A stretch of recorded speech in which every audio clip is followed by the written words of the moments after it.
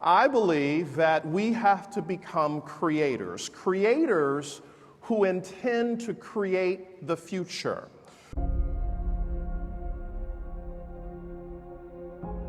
Why? Research says that within the next decade, 250 million knowledge worker jobs will be eliminated due to automation.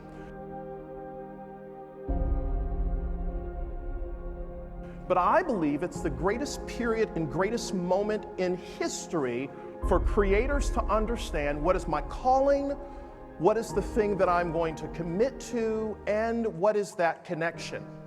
So my parents transferred me over to Bennett High School, and it was at Bennett High School in Buffalo, New York, where I met Miss Rita Lankus, who was my English teacher, and she said to me, "Young man, I want you to write a speech and give it before the entire school." And I said, okay. And what I recognized is that Miss Lankus became a critical piece to the puzzle of my life because she saw something in me that I didn't see in myself. I believe that when it's time for you to step into your calling, you will discover that there are people that come in your life and people that come through your life, and they are carrying a piece of information that will cause you to go to another dimension.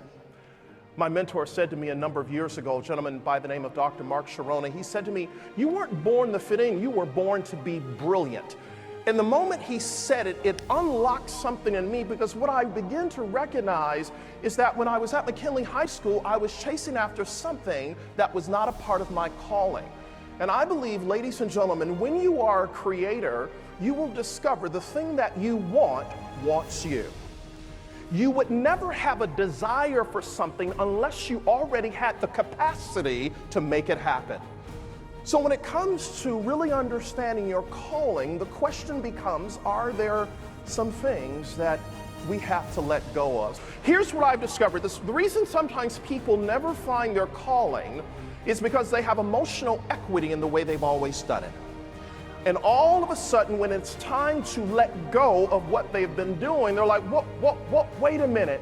But I'm going to invite you for the remainder of the day to leave the watch on the opposite wrist, to serve as a reminder that if I intend to experience brilliant living, what is it that I intend to do? And I believe as a creator, once you tap into your calling, then you must say, what is that commitment that I'm going to make? You need to know who you are, and you need to know why you're here. A rational commitment is that a creator will do what they do because they have to. But an emotional commitment is you do what you do because you want to. And I believe when you have the want to as a creator, you will get a chance to, and you will discover how to, because when you make that emotional commitment, you become an emotionologist. An emotionologist understands that whenever they walk into a room, that they are not in the room is in them. And when you understand how to be an emotionologist, you recognize that the brand or the business that you represent is not the product or service. A brand is an emotion, a connection, a perception, a moment, and a memory. So when you show up, people begin to see the emotional commitment because, according to Gallup, 70% of human decision making is emotional, 30% rational. And when people emotionally commit to a brand, they spend more, pay a higher margin, and tell others about it. So here's what I want you to think about. Where do we as creators need to make an emotional commitment? I believe one of the most powerful things that we can do in making that emotional commitment is to start with getting up 15 minutes early. The first 5 minutes, I want to invite us to think about how do we begin to just meditate. Just get quiet. Because sometimes in making an emotional commitment, we discover that there is a difference between being busy and being effective. So the second 5 minutes is to read or listen to something that inspires you. If you went to dictionary.com and typed in the word inspire or inspiration, one of the entries that would pop up would say to to breathe life into. So you cannot give what you have not received, you cannot do what's not been done, and you cannot be who you've not become.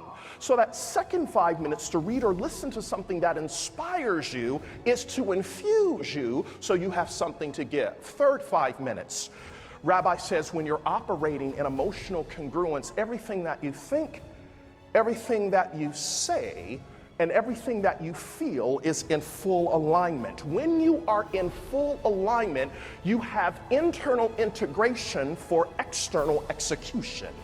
But it starts with 15 minutes a day. Now, here's how the formula works.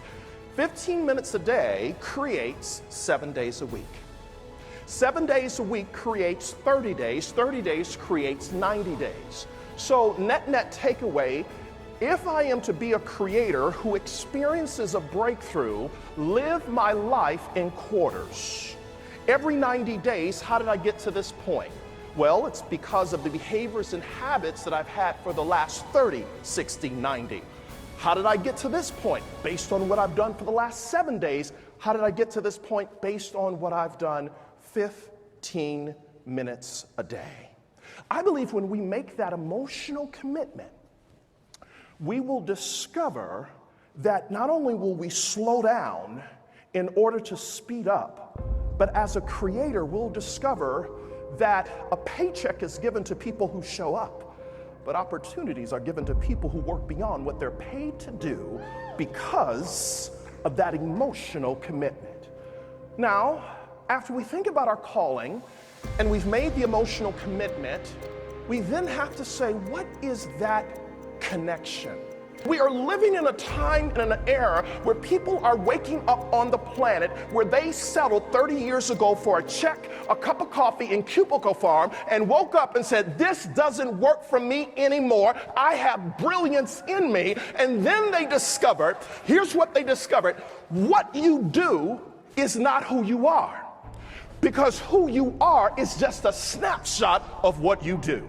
So when you begin to make that connection, you begin to recognize that I am absolutely, positively brilliant. And the universe will invite us to a moment where we have to let go of what has been comfortable and convenient to let emerge what wants to come. That's the breakthrough.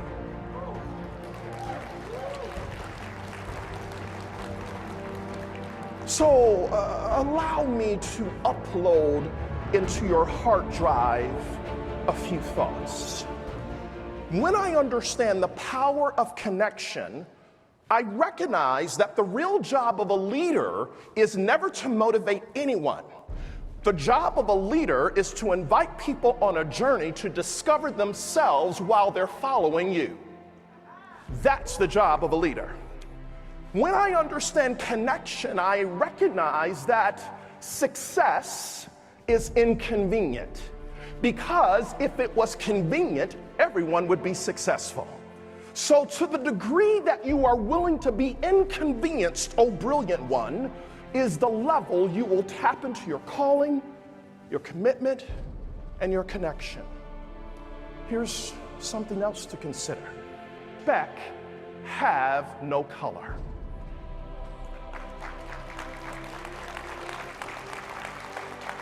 Because when I understand that love and respect have no color, everyone has a piece of the puzzle.